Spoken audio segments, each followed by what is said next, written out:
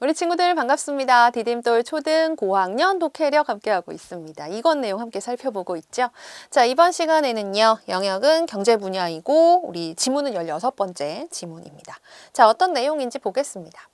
최저가격제와 최고가격제라고 하는 경제 분야의 용어에 대해서 설명하는 글이겠죠? 볼까요? 2019년에 정부는 최저시급이 8,350원이라고 발표했습니다. 최저시급이란 시간당 지급받는 최소한의 임금으로 이에 따르면 1시간 동안 일을 한 근로자는 최소 8,350원 이상을 받을 수 있습니다. 그러니까 최소로 법정으로 정했다라는 것이죠. 최저시급이 무엇인지 그 개념에 대해서 소개를 하고 있는데요. 정부가 이렇게 정해놓은 이유가 있어요. 바로 근로자의 권리를 보호하기 위해서 최저시급을 정한 것이죠. 이걸 정해놓지 않으면 사업장에 따라서 업주가 마음대로 너는 뭐 1시간에 5,000원, 4,000원 이럴 수 있잖아요. 그래서 이것을 방지하고자 정부가 정했습니다. 이렇게 정부는 상황에 따라 임금이나 시장 가격을 통제합니다. 정부가 시장에서 실제 거래되는 가격을 규제하는 것을 가리켜 가격 규제 정책이라고 합니다. 그렇다면 최저시급이라고 하는 것이 바로 이 가격 규제 정책 가운데 하나가 되겠네요. 그래서 먼저 소개를 한 거죠. 자, 정부의 가격 규제 정책은 최저가격제와 최고가격제로 구분할 수 있습니다. 그래서 이제 이 글에서 소개하고자 하는 화제를 제시하고 있어요. 이 화제를 제시하기 위해서 앞서서 이제 우리 일상생활에서 모든 사람들이 좀 알아야 하는 이런 기본적인 정보를 소개하면서 자연스럽게 화제로 넘어오고 있죠. 자, 먼저 최저가격제의 사례를 알아볼까요? 자, 최저가격제를 설명하기 위해서 쉽게 사례로 설명합니다. 어느 해 사과 풍년이 들어 평소 1,000원에 거래되던 사과 가격이 500원으로 떨어졌습니다. 그럴 수 있죠. 생산이 많이 되면, 그러니까 공급이 많아지면 가격이 떨어지잖아요. 사과를 팔고 1,000원을 받았던 농부는 500원의 손해가 날 것입니다. 농부 입장에선 그렇죠. 심지어 사과 하나를 재배하는데 300원이 드는 상황이라면 실제로는 200원의 이득밖에 얻지 못하는 거죠. 그죠? 그러니까 농사가 잘 됐어. 그래서 일을 많이 하고 많이 그 풍년이 들어가지고 수확을 많이 했는데 이상하게 일한 것에 비해서 소득은 나아지지 않는 이런 상황이 되는 거죠. 자, 이때 정부가 개입을 합니다. 누구를 보호해? 농민을 보호하기 위해 사과 가격을 최소 700원에 거래해야 한다고 법으로 통제하는 것. 이 사과 가격의 최소 가격을 법으로 통제하는 것. 이것이 바로 최저가격제, 가장 낮은 가격을 정부가 정한다라는 뜻입니다. 누구를 보호한다고 했냐면 그 농부를 보호한다는 얘기가 나와 있죠. 자, 뒤에 이어지는 설명을 좀 더 보면 최저가격제에 따르면 시장에서 형성된 사과 가격은 500원이지만 소비자는 농부에게 최소 700원을 주고 사과를 사야 합니다. 이런 식으로 최저가격제가 형성이 되는 거예요.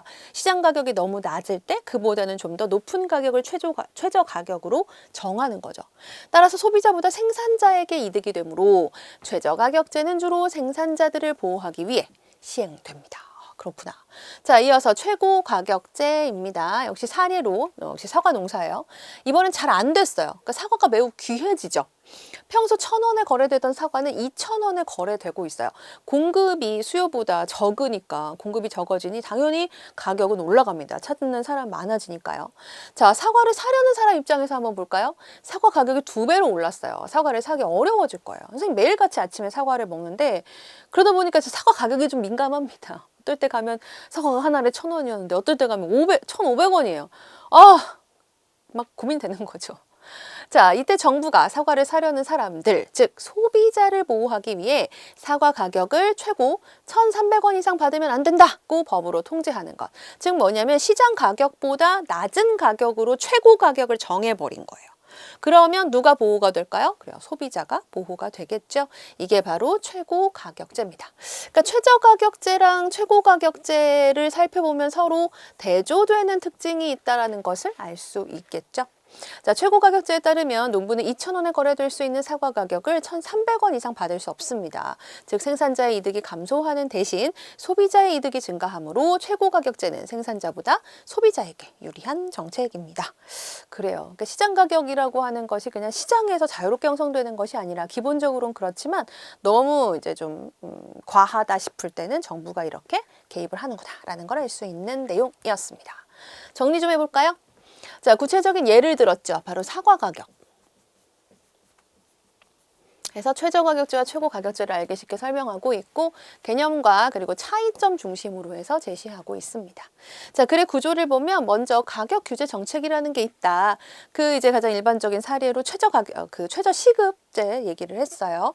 이게 이제 정부가 상황에 따라 임금이나 시장 가격을 통제하는 건데 이게 두 개로 구분이 된다고 했죠. 바로 최저가격제와 최고가격제.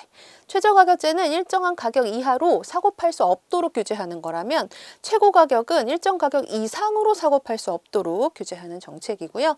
상황도 역시 대조입니다. 공급이 수요보다 많을 때 최저가격제, 공급이 수요보다 적을 때 최고가격제고요. 그래서 역시 목적도 다르죠. 최저가격제는 생산자를 보호하는 거라면 최고가격제는 소비자를 보호하는 정책입니다. 자, 이렇게 이 글의 주제는 최저가격제와 최고가격제에 대해서 정보를 제공하는 글인데 자, 그러면 이제 문제 볼까요? 이 글의 내용 전개 방식으로 가장 적절한 건 어떤 식으로 내용이 전개되고 있는가인데 이 글에서 전개한 내용을 떠올려 보면 누구나 쉽게 최저가격제랑 최고가격제 라고 생각할 수 있어요. 그렇죠? 때문에 내용 전개 방식으로 알맞은 것은 1번. 사례를 들어 서로 대비되는 경제정책을 설명하고 있습니다. 대비되는 경제정책은 이제 최고가격제와 최저가격제고요. 사례를 들었다고 했는데 어떤 사례를 들었나요? 그렇죠? 사과 가격을 사례로 들었죠. 자, 여기 보면 분석의 형광펜 나와 있습니다. 수능 연결 코너가 있다는 얘기죠. 자, 수능 연결 보겠습니다. 자, 분석이라고 하는 거 우리 친구들이 많이 헷갈리는데 꼭 알아두셔야 돼요. 어떤 하나의 대상을 여러 부분으로 나누어 설명하는 것을 말합니다. 이때 부분이라고 하는 것은 이 하나의 대상을 구성하는 성분이에요. 구성하는 부분. 자, 예를 들어 볼까요? 예를 들어 꽃을 분석해봐라. 그러면 꽃을 나누는 거예요. 꽃 한 송이를 여기 가지고 와. 그래서 쪼개. 그러면 어떻게 나눠질까? 꽃잎, 꽃받침, 암술, 수술로 나누겠죠. 이게 바로 꽃을 분석한 거예요. 때문에 분석한 내용을 합쳐보면 원래 대상이 나오겠죠. 왜냐면 그것을 이루는 구성 요소로 쪼갠 것이기 때문에 이게 바로 분석입니다. 하나의 대상을 개별적인 요소나 성질로 나누어서 설명할 때 자주 쓰이고요. 그래서 문제에서도 이렇게 제시되는 경우가 많죠. 분석을 제대로 이해했는지를 묻는 문제가 나오는데 중학 과정에서도 분석은 중요하게 다루는 설명 방법 가운데 하나예요. 꼭 알아두시면 좋겠습니다. 자, 이어지는 문제 볼게요. 이어지는 문제 보겠습니다. 이 글을 통해 알 수 있는 내용 적절하지 않은 거 글을 잘 읽으면 답을 찾을 수 있죠. 글에 대한 기본적인 사실 이해예요. 따라서 아닌 것은 뭐냐? 답은 2번. 최저가격제를 실시하면 상품의 가격은 시장 가격보다 낮아진다 라고 했는데 높아지죠. 자, 최저가격제를 왜 실시하느냐? 가격이 너무 떨어져요. 이렇게 너무 떨어지니까 이렇게 떨어져서는 생산자가 손해야. 물건을 팔수록 손해야. 그래서 시장 가격보다 조금 높게 최저 가격, 이거보다 낮으면 안 돼 라고 정하는 거예요. 이렇게 해서 생산자를 보호하는 거기 때문에 시장 가격보다 높아질 수밖에 없습니다. 자, 나머지 내용들은 모두 그래서 찾을 수 있는 내용이고요. 넘어가죠. 기업과 니은에 대한 설명. 기업은 최저가격제, 니은은 최고가격제입니다. 최저가격제와 최고가격제를 설명하는 글이기 때문에 이 설명하는 정보를 제대로 이해했는지에 대한 문제가 이렇게 출제될 가능성이 높죠. 자, 아닌 것은 무엇인가? 답은 5번. 기업과 달리, 그러니까 최저가격제와 달리 최고가격제는 생산은 많은데 소비가 적었을 때 적용하는 것이다 라고 했는데 반대죠. 최고가격제. 이거보다 더 비싸게 팔면 안 돼 라는 거예요. 물건값이 자꾸 오를 때 최고 가격을 정하는 거죠.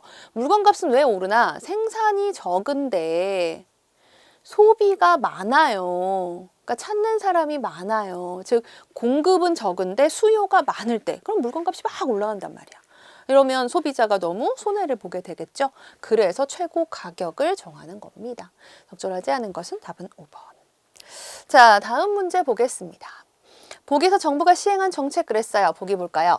중학교 교복의 가격을 조사한 결과 A씨는 28만 원에 판매하고 B씨는 15만 원에 판매하여 가격 차이가 크게 났다. 그러네요. 너무 큰데? 그래서 정부는 시도별로 교복 생산, 유통 비용이 다른 점을 감안해 교복 가격의 상한선을 정했다. 상한선이 뭔데? 더 이상 올라갈 수 없는 한계선이에요. 더 이상 올라갈 수 없는 한계선을 정했다는 건 이게 바로 이 물건의 최고 가격이라는 거겠죠. 즉 상한선을 정했다는 건 최고 가격을 정했다. 라는 얘기예요. 그러면 이것은 최저가격제일까요? 최고가격제일까요? 그치, 최고가격제죠. 상한선이라는 말이 무슨 뜻인지만 알면 풀 수 있는 문제였습니다. 자, 이번에는 지문 내용 우리 한 줄로 요약을 해보도록 하겠습니다. 항상 글을 읽고 중심 내용 파악하는 건 너무 중요해요, 여러분. 자, 정부의 가격 규제 정책을 소개하는 글이죠. 크게 두 가지가 있는데, 상품을 일정 가격 이하로 거래할 수 없도록 하는, 그러니까 이하를 딱 정한 거예요. 요게 제일 낮은 거야로 정한, 바로 최저가격제. 상품을 일정 가격 이상으로 거래할 수 없도록 가장 높은 가격을 정합니다. 바로 최고가격제가 있다. 맞나요? 자, 이번에 이제 우리의 어휘력을 좀 키워보도록 하겠습니다. 보죠. 자, 가로 안에 공통으로 들어갈 낱말을 완성하는 문제입니다. 현재, 경기, 상황이 매우 불리하다. 상황이란 일이 되어가는 과정이나 형편이란 뜻이에요. 그래서 눈사태와 같은 돌발적인 상황에 대비해야 한다. 이렇게도 쓰죠. 자, 이어서 기술서에는 남녀의 방이 서로 나눠져 있습니다. 일정한 기준에 따라 전체를 몇 개로 갈라 나눈다. 바로 구분이라고 하죠. 열차의 좌석을 흡연석과 금연석으로 구분해 놓았다. 이렇게도 쓰고요. 자, 이어서 눈사태로 교통이 여기로 이제 오면 안 돼요. 눈사태가 났어요. 통제입니다. 일정한 방침이나 목적에 따라 행위를 제한하거나 제약하는 것. 이쪽으로 오는 행위를 제약하는 것. 자, 통제. 이곳은 학생만 출입할 수 있는 통제 구역이다. 학생을 제외한 나머지는 출입을 제한합니다. 자, 이어서 조선시대에는 신문고 제도가 이제 돼요. 뭐가 돼요? 시행되는 것이죠. 실제로 행함. 현재 대학 수학 능력 시험이 시행되고 있다. 이렇게 쓰죠. 자, 이어지는 문제입니다. 자, 두 낱말 좀 알맞은 것을 찾는 거예요. 노동자들에게 수당을 지급했을까요? 지시했을까요? 수당을 지급하는 거죠. 지급과 지시는 좀 완전히 뜻이 다른 말이에요, 여러분. 비슷해 보이겠지만 지급은 이렇게 뭐 수당과 같이 돈이나 물품 따위를 정하여진 목만큼 내줌 이란 뜻이고요. 지시는 이렇게 가리켜서 보임 또는 일러서 시킴이라고 하는 지시도 있어요. 내가 너에게 뭔가를 지시한다 이렇게 쓰죠. 자, 이어서 비싼 값에 거래되던 티켓 가격이 내렸다. 되던과 되던 이거 많이 헷갈리는데 이 경우는 되던이 맞습니다. 자, 되를 많이 헷갈리는데요. 되는 하나의 단어예요. 되어를 줄여서 쓴 말입니다. 그리고 되는 혼자 쓸 수가 없어요. 되 뒤에 뭐 어를 붙이든 다를 붙이든 고를 붙이든 지를 붙이든 이런 식으로 붙여서 단어로 써야 되는 거죠. 예를 들어 먹다라는 단어에 먹 하는 부분과 같은 거예요. 자, 그래서 여기서 왜 되던이 안 되냐? 자, 되던이란 얘기는 결국 되어를 줄여서 쓴 말이니까 되던은 되어던 이런 뜻이거든요. 근데 비싼 값에 거래되어던 티켓 가격 이상하잖아요. 그죠? 거래되다. 되던이라는 말을 붙여서 하나의 단어가 된 경우입니다. 자, 그 학생은 공부 밖에 모르는 모범생이다. 이때 밖에 정확한 표기는 밖에가 될 수 있겠죠. 자, 어휘력은 매일매일 키워야 됩니다. 매일매일 조금씩 키우면서 어휘력이 강해진다면 독해를 공부하시는 데도 많은 도움이 될 겁니다. 오늘은 여기까지고요. 다음 시간에 새로운 내용으로 다시 올게요.